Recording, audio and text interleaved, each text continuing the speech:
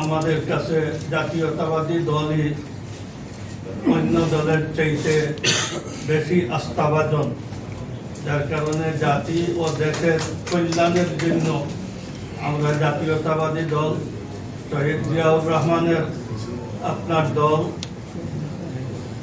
আমাদের সাবেক প্রধানমন্ত্রী খালেদা জিয়ার দল, ওনাদের সময়ে দেশের যে অর্থনীতি বা স্থিতিশীলতা ছিল, যার কারণে আমরা দীর্ঘদিনের আপনার দেখা হিসাবে এই দেশের আস্থাভাজন একটা দল, যার হাতে এই দেশ সুপর্দ করা যায়, আমরা জাতীয়তাবাদী দল মনে করি।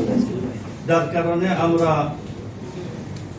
বিশ্লেষণ করে, আমরা নিজে নিজে চিন্তা ভাবনা করে সিদ্ধান্ত নিয়েছি যে আমরা ইলেকশন জাতীয়তাবাদী দলের সাথে করব।